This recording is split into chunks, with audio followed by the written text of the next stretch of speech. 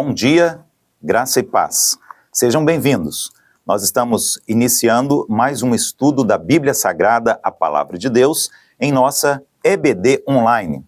Lembrando sempre, também, claro, que está começando agora, domingo, 9 horas da manhã, a nossa EBD presencial. Várias classes com professores e alunos no templo da nossa igreja. No nosso prédio, nós temos aulas na Escola Bíblica Dominical para crianças, juniores, também adolescentes, jovens, adultos.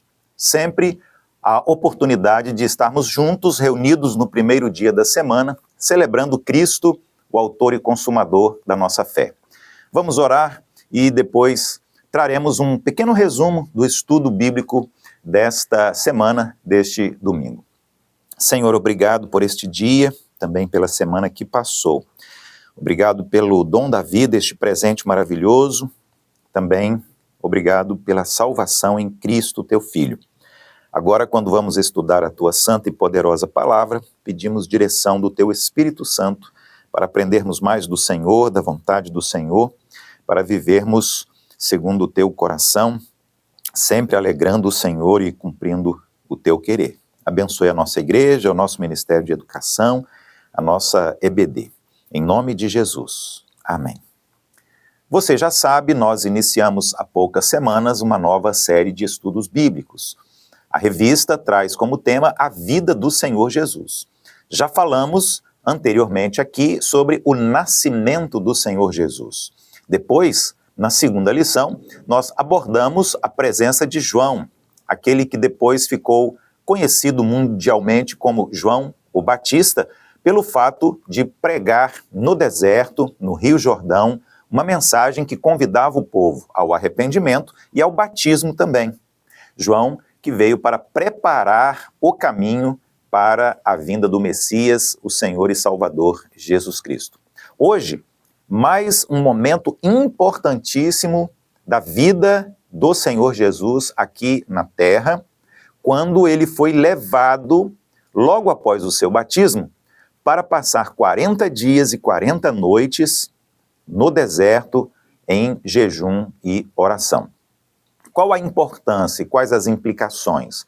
Como podemos tirar lições práticas para a nossa vida espiritual hoje, neste momento? Então nós vamos continuar olhando hoje para a vida de Jesus e especificamente nesta lição, neste estudo, neste dia, nós vamos observar sobre a sua tentação.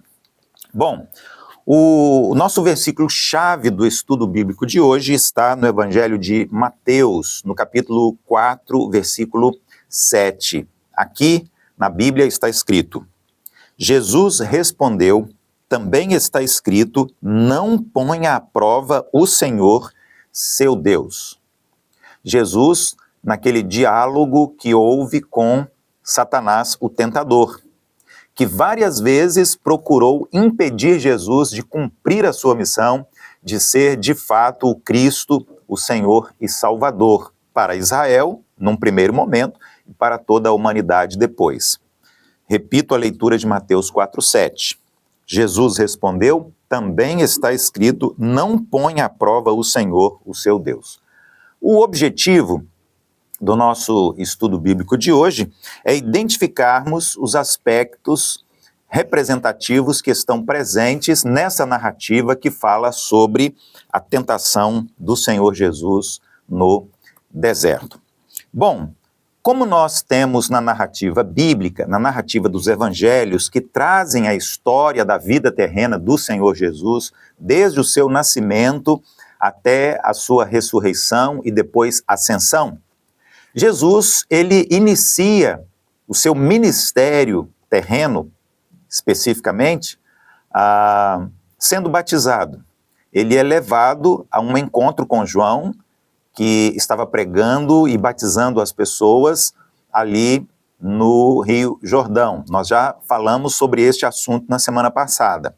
Mas quando Jesus conclui este momento do batismo, que ele estava cumprindo a lei, a justiça, a profecia do Antigo Testamento, e dando testemunho também, ele é levado pelo Espírito Santo de Deus para este período de 40 dias e noites.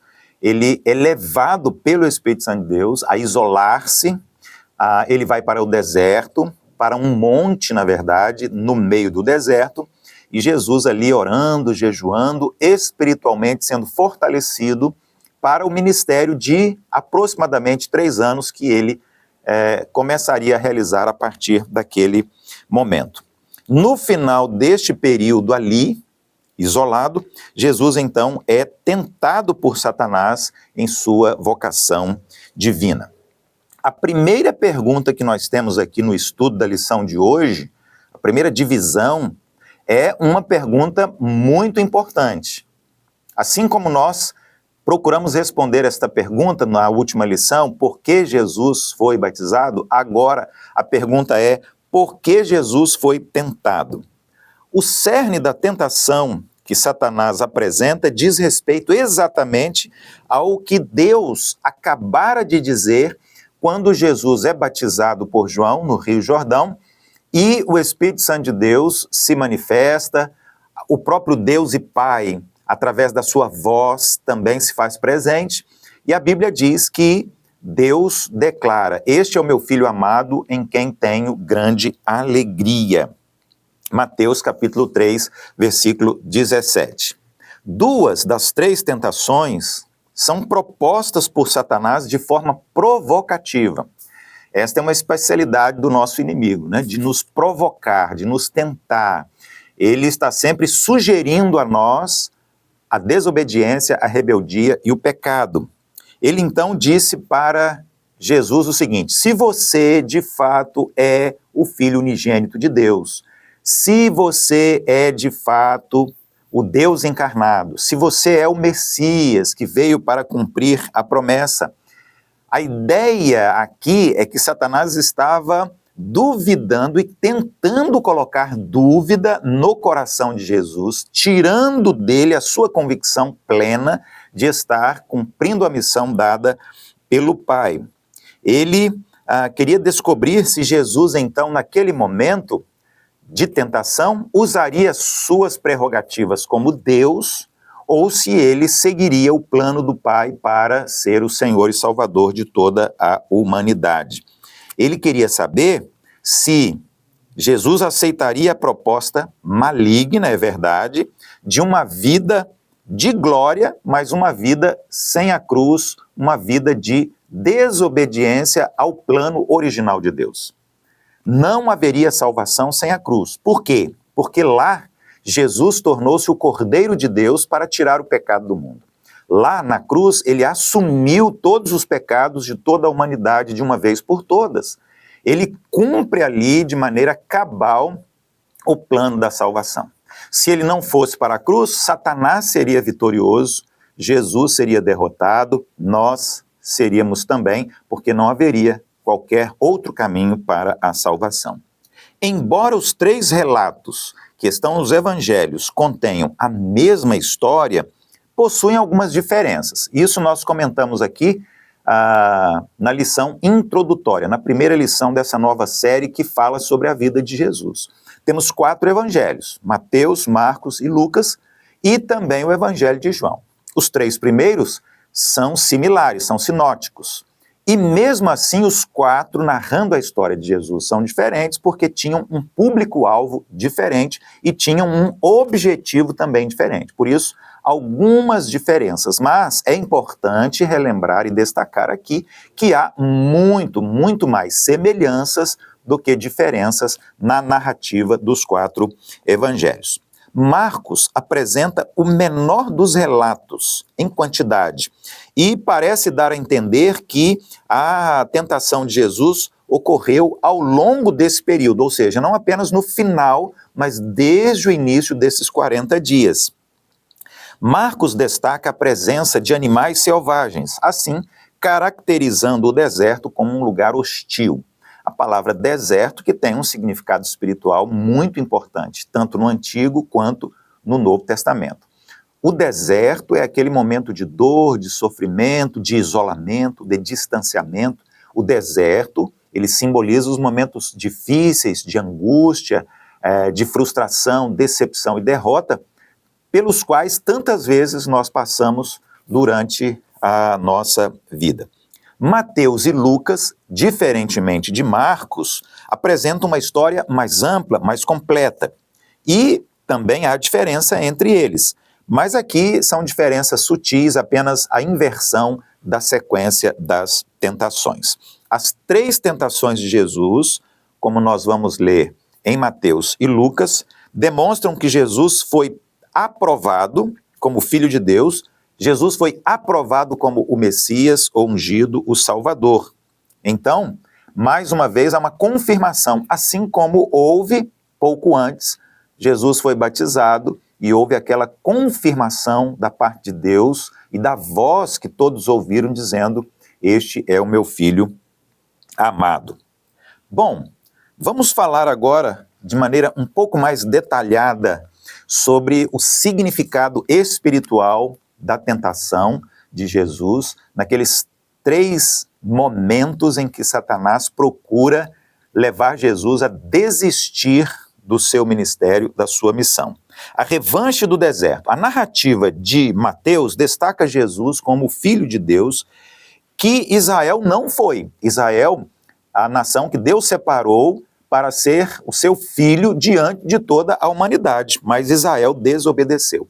Jesus vence no deserto exatamente nas mesmas áreas onde o povo de Israel falhou. Sendo que Israel esteve 40 anos peregrinando pelo deserto, Jesus 40 dias de jejum e oração. Aqui, mais uma vez, este simbolismo do número 40 presente no texto. A dependência de Deus, diferente de Israel, que constantemente estava duvidando da provisão de Deus, como no caso do maná, das cordonizes, Jesus, ele passou fome, mas não abriu mão de manter-se firme, conforme a palavra de Deus, consciente e dizendo a si mesmo que ele dependia totalmente de Deus e confiava que Deus ia suprir as suas necessidades.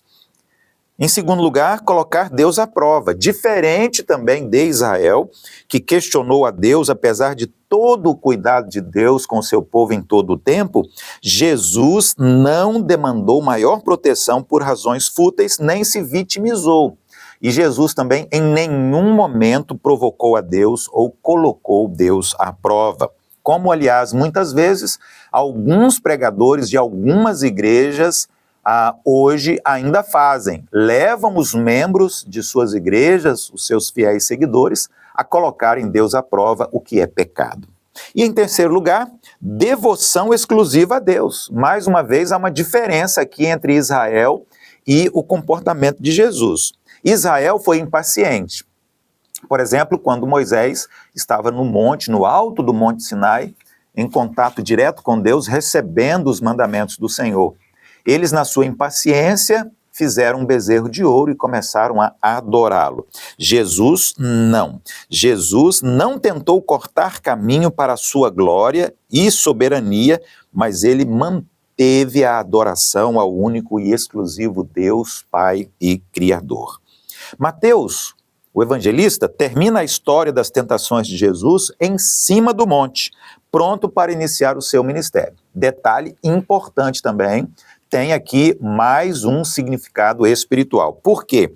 Porque é sobre os montes que as principais revelações de Jesus acontecem na narrativa de Mateus, o evangelista. Sermão do Monte, Transfiguração, a Grande Comissão, enfim. Para o povo de Israel, o monte era muito importante. Tanto é que o salmista escreveu o seguinte: eleva os olhos para os montes. De onde me virá o socorro? O meu socorro vem do Senhor que fez o céu e a terra. A revanche do Éden. A abordagem de Lucas, o médico, o evangelista, é mais abrangente ainda do que a narrativa de Mateus sobre a tentação de Jesus. Assim como é o caso da genealogia, porque Lucas faz uma pesquisa mais detalhada e começa em Adão até chegar em Jesus. Para Lucas, Jesus é um novo Adão que vence Satanás em sua tentação, revertendo assim para nosso benefício a queda depois da desobediência de Adão e Eva no Jardim do Éden. É válido aqui comparar o episódio da queda, que nós temos na Bíblia a narrativa em Gênesis capítulo 3, com a tentação de Jesus, que é descrita pelo evangelista Lucas. E aí nós vamos encontrar o seguinte: primeiro, desejos físicos, diferente de Adão e Eva, que deram ouvidos à serpente, quando ela, na verdade, a serpente sugeriu que eles comessem da árvore proibida, Jesus permaneceu firme e obediente à palavra do Senhor, Deus e Pai. Ambições grandiosas, em segundo lugar, diferente de Adão e Eva, que cobiçaram a grandeza oferecida pela serpente, Jesus permaneceu fiel como filho, submisso e obediente a tudo o que Deus, o Pai, tinha como propósito para a sua vida. Em terceiro lugar, distorções da palavra. Novamente, diferente de Adão e Eva, que questionaram o que Deus havia dito para eles, Jesus reafirmou e confirmou aquilo que Deus, o Pai, havia dito na sua palavra. Portanto, a amplitude de Lucas se vê também conforme descreve a batalha cósmica travada no deserto durante a tentação. A ênfase de Lucas em seu evangelho, de maneira direta ou de maneira indireta, está nas ações demoníacas. Em Lucas, a narrativa da tentação se encerra com Satanás saindo da presença de Jesus, mas diz lá o texto que ele vai aguardar outras oportunidades, outros momentos oportunos para voltar a atacar o Senhor Jesus. 2. Qual o significado da tentação de Jesus? Principalmente, qual é o significado, claro, espiritual da tentação de Jesus. O ponto central da tentação de Jesus é demonstrar a maneira que Jesus entende o seu relacionamento de obediência com Deus o Pai, a sua natureza divina, ou seja, ele é 100% homem, mas ele é, antes de tudo, 100% Deus, e a sua vocação, o seu chamado, a sua missão. Jesus foi ao deserto vencer onde Adão não venceu. Jesus foi para o deserto vencer onde a nação de Israel, o povo escolhido de Deus, também falhou. E Jesus, então, vai mostrar que é possível vencer, como Adão poderia ter vencido e como a nação de Israel também poderia ter vencido. Devemos nos lembrar da palavra de Deus em nossos momentos de provação, assim como o Senhor Jesus fez. Aqui está o segredo da vitória de Jesus. Não porque ele era Deus e utilizou as suas prerrogativas e poder como Deus, mas ele utiliza basicamente para responder a cada uma das tentações a própria Bíblia, as Escrituras, a palavra de Deus. Se por um lado Satanás fazia sempre uma interpretação pessoal, equivocada e com segundas intenções, por outro lado, Jesus sempre trazia uma interpretação correta, precisa e exata daquilo que está no texto sagrado. A tentação, quando resistida, nos leva a uma aprovação por parte de Deus. Somos tentados? Sim, mas somos tentados por causa da nossa própria cobiça. O Senhor não permite que sejamos tentados além da possibilidade que temos de suportar. Participamos dos sofrimentos de Cristo também quando nós sofremos com as tentações que o inimigo traz sobre nós. O Senhor sabe muito bem como livrar cada um de nós das tentações. E Jesus é poderoso, sempre todo-poderoso, para nos livrar e dar vitória sobre todas as tentações. Quero concluir dizendo que Jesus foi tentado por Satanás, o inimigo, no deserto, experimentando a mesma luta que cada um de nós enfrenta diariamente contra a nossa natureza humana inclinada para a rebeldia, a desobediência, o pecado. Podemos encontrar a compaixão de Jesus, a ajuda, o auxílio de Jesus, quando nós estamos enfrentando as nossas próprias lutas, as nossas próprias batalhas e tentações, sabendo que a palavra de Deus e o Espírito Santo do Senhor estão disponíveis o tempo todo para socorrer o seu povo. Quando nós estamos diante da tentação, precisamos lembrar disso. Não estamos sozinhos. O Espírito Santo de Deus está em nós, o Senhor Jesus está conosco e a sua santa e poderosa palavra também. Grande abraço, Deus abençoe você, Deus abençoe o seu lar, a sua família e até a próxima semana com mais uma EBD Online.